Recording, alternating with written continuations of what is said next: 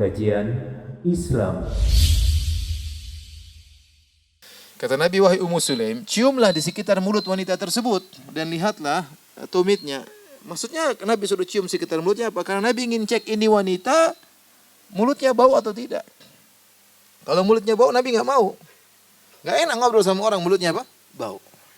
Apalagi sama istri. Gimana kita mau dekat-dekatan, muka ketemu muka, ternyata mulutnya apa? Bau. Ya. Kalau suami kita ngobrol sama kita tahan napas, berarti mulut kita bau. Segera kita sikat gigi. Kita harus sadar. Sama kita laki-laki pun demikian. Makanya seorang sahabat mengatakan, ini uhibbu an atazayyin lil mar'a kama uhibbu an tatazayyana li. Aku suka berhias di hadapan istri sebagaimana aku suka istriku berhias di hadapanku.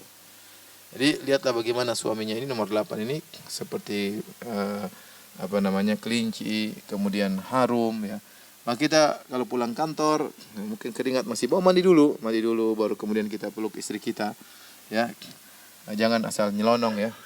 Kemudian tidak perhatian terhadap aroma tubuh ya. Jadi ini dua-duanya harus diperhatikan. Saya katakan pada ibu-ibu, jangan sampai ketemu suami ada sedikit bau, jangan sampai. Ya, jangan sampai. Apapun pokoknya cek ya. Hidung, mulut, jangan sampai ada yang bau. Ketek dicek ya. Jangan sampai ada yang bau. Karena itu sangat mengganggu, menghilangkan semua suasana. Kalau udah pelukan kemudian bau, hilang semua apa? Suasana. Ya. Kalau perlu mandi parfum kalau punya duit ya. Kan masalah. Di depan suami enggak ada masalah. Jadi harus bersih yang harum ya. Kalau rambutnya jadi harum, dikasih apa kayak. Pokoknya suami mau cium dari segala sekujur tubuhnya semuanya harum, gimana caranya. Taib. Qalat at-tasi'ah, berkata yang ke-9. Zauji rafi'ul imad. Suamiku rumahnya tiangnya tinggi. Tawilun nijat. Sarung pedangnya panjang. Azimur rimat. Debu di dapurnya bertumpuk. Qaribul bait minan nat, dan rumahnya dekat dengan tempat pertemuan. Apa maksudnya? Dia mengatakan suamiku rafi'ul imad, rumahnya tinggi, tiang rumahnya tinggi, tawilun nijat, sarung pedangnya panjang, azimur rimat, debu di dapurnya banyak, ya. Qaribul bait minan nat, rumah dekat orang tempat pertemuan. Maksudnya suamiku ini orangnya dermawan, suka ngundang orang ke rumahnya dan dia bangga dengan suami. Maka dia mengatakan rafi'ul imad, tiangnya tinggi, artinya rumahnya luas. Saking luasnya orang-orang senang menjadikan rumahnya sebagai rumah tempat pertemuan. Orang nyaman kalau tinggal di rumahnya. Azimur rimat. Debu di dapurnya banyak karena suka masak, bakar kayu lagi sehingga banyak makanan yang dia masak. Tawilun nijat, sarung pedangnya panjang berarti orangnya tinggi. Jadi suami saya gagah, dermawan, rumahnya sering jadi tempat pertemuan. Ini bagus kita seperti ini. Jadi suami kita dermawan, jangan kita ajarin suami kita pelit. Kita ibu-ibu harus ngajarin suami kita untuk apa? Dermawan. Insyaallah rezeki itu ada. Sudah sunnatullah berlaku. Orang yang dermawan Allah akan kasih banyak rezeki kepadanya. Sudah sunnatullah berlaku. Ini sudah tidak bisa diselisihi. Ini sunnatullah yang berlaku. Ya. Oleh karenanya kita latih diri suami kita untuk dermawan. Allah akan berikan rezeki dari arah yang tidak kita sangka-sangka. Lihatlah wanita ini menggambarkan suaminya. Insyaallah, dan kita harus ikut semangat kalau suami kita mengundang teman-temannya, mengundang tetangga, kita siapin kita pembantu kita dengan semangat ikut semangat bersama suami. Sebagaimana wanita ini, dia bangga suaminya debu di dapurnya bertumpuk-tumpuk, menunjukkan rumahnya selalu jadi tempat pertemuan, kemudian suaminya selalu masak-masakan untuk dihidangkan kepada para tamu. Subhanallah, ini semua istri-istri pandai ngomong semuanya pakai bahasa-bahasa apa? Kiasan. Taib, yang selanjutnya. Qalatil ashirah, berkata istri yang ke-10. Zauji Malik, kata dia suamiku namanya si Malik. Wa ma Malik, tahukah kamu siapa si Malik? Malikun khairun min dzalik. Malik itu suamiku lebih baik daripada apa yang kalian persangkakan. Lahu ibilun katsiratul mabarik qalilatul masarih. Dia punya unta-unta yang kandangnya banyak, tetapi tempat gembalaannya sedikit. Wa idza sami'na sautal mizhar, kalau unta-unta tersebut mendengar suara tukang jagal, aiqonna annahunna hawalik, maka mereka menyangka mereka pasti akan mati, kata unta-unta tersebut. Sama wanita ke-10 sama wanita 9 tidak ada bedanya. Sama-sama memiliki suami yang dermawan, kaya raya, tidak pelit. Sehingga dia mengatakan, suamiku namanya si Malik. Tahukah kamu siapa si Malik? Dia bangga dengan suaminya. Malikun khairun min dzalik. Malik lebih baik daripada yang kalian persangkakan. Suamiku hebat. Subhanallah. Ini kalau sampai seorang lelaki suaminya muji-muji, istrinya muji-muji dia, maka ini insyaallah suami yang mudah masuk surga. Karena kata Nabi SAW, khairukum khairukum li ahlihi wa ana khairukum li ahli. Aku sebaik-baik kalian di sisi Allah lah yang terbaik bagi istrinya dan aku suami yang terbaik. Kalau istri kita udah bangga suami saya masya Allah, maka ini mudah-mudahan ciri kita mudah masuk apa? Surga. Karena kita mendapat keterbaikan menjadi suami yang terbaik bagi istri. Tapi kalau istri kesana-sana cerita suami saya masya Allah amit-amit luar biasa, pelitnya luar biasa, wah repot. Ini tanda-tanda yang buruk. Sekarang dia bangga dengan suaminya. Dia mengatakan zauji Malik. Tahukah kamu siapa si Malik? Malikun khairun min dzalik. Malik lebih baik daripada yang kalian persangkakan. Tapi tidak semua dia ceritakan. Ini wanita cerdas. Ada seorang wanita tahu suaminya punya banyak kebaikan, tapi dia tidak mau cerita. Kasihan nanti yang lain sakit hati, yang lain cemburu. Nanti ada akhwat yang mau daftar, repot kan? Jadi tidak semua kebaikan dia ceritakan tentang suaminya. Cerita sebagian penting aja. Yang lain dia bilang malikun khairun min dzalik. Suamiku lebih baik daripada yang kalian persangkakan. Di antaranya kebaikannya lahu ibilun katsiratul mabarik. Dia memiliki onta-onta yang banyak kandangnya. Qalilatul masarih, tetapi tempat penggembalanya sedikit. Kok bisa kandangnya banyak, tempat gembalanya lebih sempit? Kata para ulama, maksudnya onta-onta tersebut sebelum digembalakan sudah disembelih. Kenapa? Banyak tamu. Banyak dia sedekah, bagi-bagi. Baru datang onta dari luar dia beli, belum sempat digembalakan sudah dia disembelih. Yang digembalakan cuma sedikit. Makanya dia berkata, wa idza sami'na sautal mizhar, seandainya onta tersebut mendengar suara tukang jagal datang, ayqonna annahunna hawali, maka mereka yakin mereka bakalan mati karena sudah kebiasaan. Mereka belum sempat digembalakan sudah disembelih. Inilah suamiku Malik, malikun khairun min dzalik. Lebih baik daripada yang kalian persangkakan. Tapi kita sampai pada suami yang terbaik. Suami nomor 11. Perhatikan ibu-ibu. Zauji qalatil hadiyatu asyarah.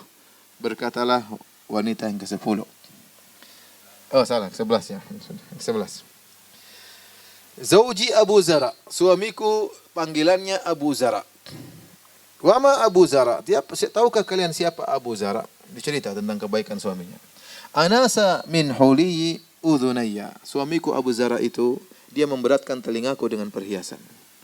Maksudnya suaminya belikan perhiasan, tempel di telinganya, sampai telinganya terasa berat karena berat dengan apa?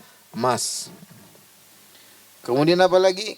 Wa mala'a min syahmi adudayya. Dia membuat lengan atasku padat, yaitu makanan tidak kurang. Sehingga badan dia jadi bontot, jadi apa? Jadi padat ya. Diberikan kenikmatan ya. Wabajjahani fabajihat ilayya nafsi. Dia menggembirakan aku sampai hatiku akhirnya riang gembira tinggal bersama Abu Zara. Bagaimana kisahnya aku bisa menikah dengan dia? Dicerita. Wajadani fi ahli ghunaimatin bisyiqqin faja'alani fi ahli sahilin wa atitin wa da'isin wa munaq. Jadi Abu Zara ini mendapati aku tinggal di sebuah rumah yang miskin.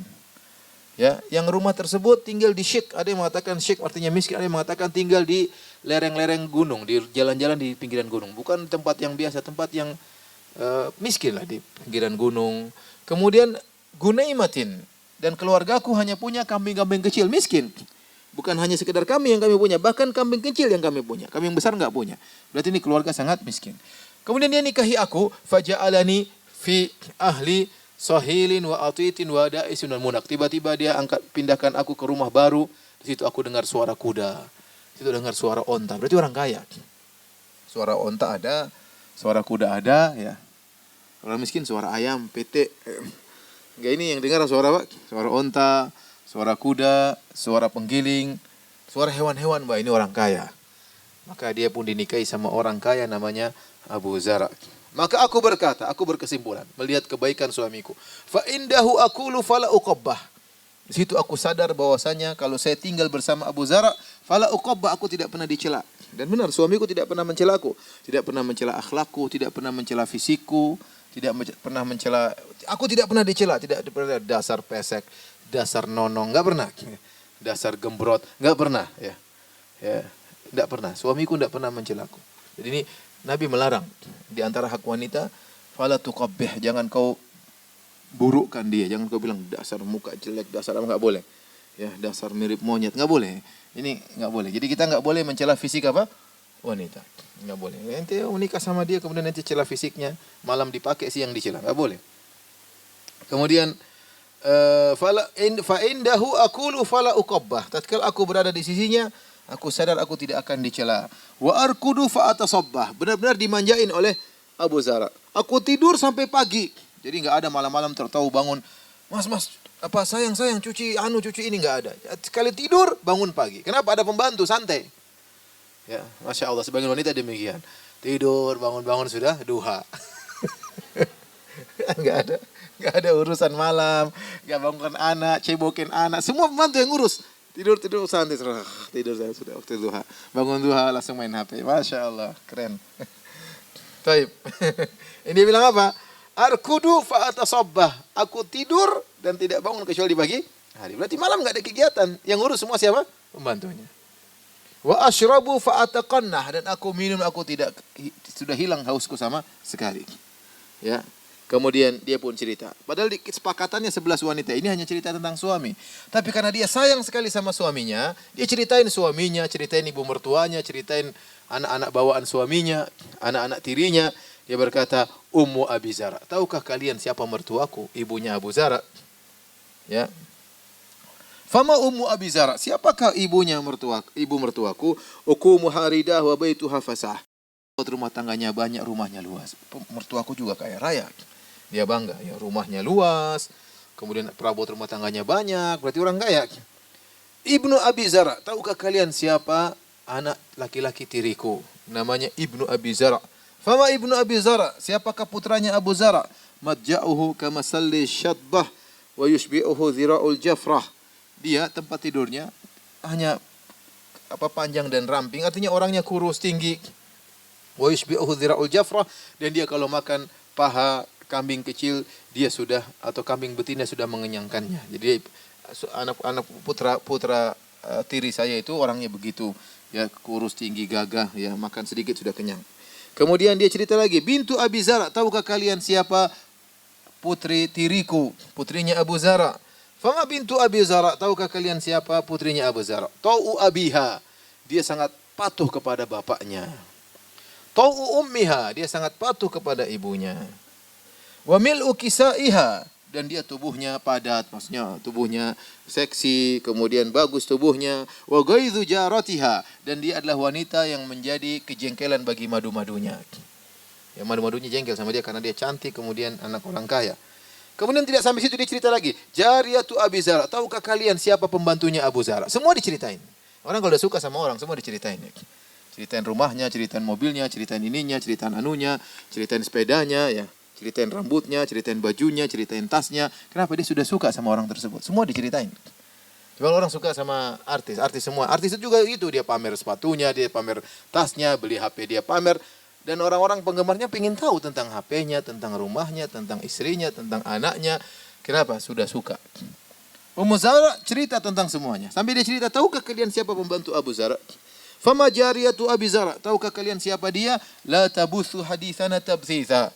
Pembantunya itu amanah, tidak pernah cerita-cerita di luar tentang kejadian dalam rumah. Ini pembantu yang bagus. Ada pembantu mulutnya ember, sana cerita sini, ya. Cerita sini, suami, pembantu saya, majikan saya seperti itu. Majikan perempuan saya apalagi. Masya Allah, kalau dandan menor banget. Semua ceritain, tetangga semua tahu. Karena ada pertemuan, paguyuban para pembantu. Mereka kalau kumpul bahaya.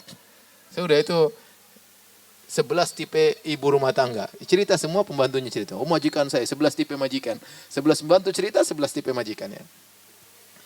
La tabuthu hadithana tabthitha. Wala tunaffithu miratana, wala tunakkithu miratana tankitha. Dan tidak pernah keluarin barang dari rumah. Dia tidak ada barang hilang. Semua aman di rumah. Tidak sebagian pembantu, subhanallah, banyak pembantu yang memang mereka tukang curi. Banyak. Saya ketemu dengan kawan-kawan, rata-rata pembantunya pencuri. Ya, tinggal kita pandai-pandai gimana berhadapan dengan pembantu tersebut. Dan mohon maaf, saya di rumah beberapa kali membantu, semuanya pencuri. Sebagian ada yang tidak, tapi rata-rata pencuri. Tapi ya sudahlah, kita bilang, ya demikianlah. Berarti kita pandai-pandai. Terkadang ada emas hilang, terkadang ada HP hilang, terkadang jam hilang. Tapi ya sudahlah. Saya sama istri udah. Itu kekurangan. Anggap aja sedekah, mau diapain. Tapi begitu, ya ini masya Allah pembantunya tidak mencuri sama sekali. Wala tamla'u baitana ta'shisha, dan dia tidak pernah bawa kotoran dalam rumah kita. Tidak pernah bikin masalah, ya. Tidak pernah bikin masalah di rumah kita. Inilah kondisi rumah suami saya, kondisi mertua saya, kondisi anak tiri saya, kondisi pembantu rumah tangga di rumah suami saya. Semuanya menyenangkan, semuanya indah, semuanya membahagiakan. Tapi apakah kebahagiaan ini berlanjut? Ternyata tidak. Ternyata diakhiri dengan kesedihan. Dengarkan, apa kata Ummu Zara? Terjadi suatu musibah. Kata dia, kharaja Abu Zara wal autabu tumkhadu. Suatu hari suamiku Abu Zara keluar. Sementara susu-susu sedang digoyangkan. Itu masih pagi hari, orang baru kegiatan-kegiatan. Ya. Falaqi imra'atan ma'aha waladani laha kal fahdaini yal'abani min tahti khasriha birumanatain. Tiba-tiba di tengah jalan dia ketemu dengan seorang janda. Seorang janda punya anak kecil 2, bermain-main seperti 2 macan kecil. Mereka bermain di bawah pinggang ibunya janda tersebut dengan 2 buah delima. Jadi ibunya tidur begini. Kemudian mohon maaf karena pantatnya besar sehingga buah delima bisa dilempar di bawahnya. Ini tafsiran pertama. Disebutkan oleh Ibnu Hajar dalam Fathul Bari. Tafsiran kedua, maksudnya anak-anak 2 orang ini seperti kalfahdain, seperti macan kecil yang bermain-main dengan 2 buah delima. Maksudnya buah delima itu ibarat dari buah dada wanita tersebut. Intinya dia muda, janda muda, badannya menggiurkan siapa namanya? Abu Zara. Subhanallah, gara-gara lihat cewek dia lupa sama istrinya. Apa kata Ummu Zara? Fatallaqani, kemudian dia pun ceraikan aku. Subhanallah. Wa nakahaha, kemudian Abu Zara nikah dengan wanita yang lain, janda tadi, dinikahi janda tadi. Makanya ibu-ibu hati-hati ya. Ibu-ibu harus servis badan yang baik. Jangan biarkan badan melar tanpa batas ya. Ya, harus olahraga. Biar namanya suami tergoda, bisa berubah pikiran tiba-tiba kita nggak tahu ya. Ya, jangan mentang-mentang suami sayang kemudian makan seenaknya sehingga berkembang, mentang-mentang masih masa pertumbuhan, akhirnya makan dengan sebebas-bebasnya. Taib. Perhatikan, apa kata Ummu Zara? Setelah aku dicerai, fanakahtu ba'dahu rajulan sarian. Ummu Zara seorang wanita yang cerdas. Dia dicerai bukan berarti kebahagiaannya hilang, bukan berarti dia gantung diri, bunuh diri, tidak. Dia tidak bisa mendapatkan kebahagiaan 100%, dia cari kebahagiaan yang lain. Dia nikah dengan laki-laki lain. Dan dia ternyata menikah dengan laki-laki yang mungkin lebih baik daripada Abu Zara. Dia mengatakan, fanakahtu ba'dahu rajulan sariyan raqiba syariyan. Setelah itu aku menikah dengan wanita, dengan laki lain yang dia terkenal, kemudian dia gagah perkasa, ya. Kemudian dia naik kuda pilihan, wa akhadha khatiyan, dan dia memegang tombak yang hebat. Wa araha alayya na'aman thariyan, dan benar, dia berikan kepadaku banyak hewan-hewan yang banyak, onta, kambing, kuda, dihadiahkan kepadaku. Wa atani min kulli ra'atin zaujan, bahkan setiap pasangan dia kasih padaku, emas perak dia kasih samaku, ya cincin, pasangan, kemudian anting-anting, semua diberikan kepadaku. Tidak kalah baik dengan siapa? Abu Zara. Dan dia berkata, kulli Ummu Zara wa miri ahlaki. Bahkan baiknya suamiku yang baru ini, dia mengatakan, wahai Ummu Zara, makanlah, jangan lupa kasih sama keluargamu. Subhanallah, dia baik. Baik perhatian bukan cuma sama Ummu Zara, bahkan perhatian sama mertuanya. Ini jarang ya suami seperti ini. Qalat, namun apa komentar Ummu Zara? Falau jama'tu kulla syai'in a'tanihi ma balagha asghara aniyati Abi Zara. Tapi kalau saya kumpulkan seluruh pemberiannya tadi, suamiku yang kedua ini, maka tidak sebanding dengan 1 gelas pemberian Abu Zara. Masya Allah. Dia tidak bisa lupa cinta pertamanya siapa? Abu Zara. Sehingga suaminya yang baru ini, kalau dibilang semuanya saya bandingkan dengan 1 gelas air dari Abu Zara, tidak ada bandingannya. Dan benar kata seorang penyair, nakil fuadaka haitsu syi'ta minal hawa famal hubbu illa lil habibil awwali. Silahkan pindahkan cintamu kepada hati siapa saja yang kau kehendaki, tetapi cinta yang sungguhnya cinta yang pertama.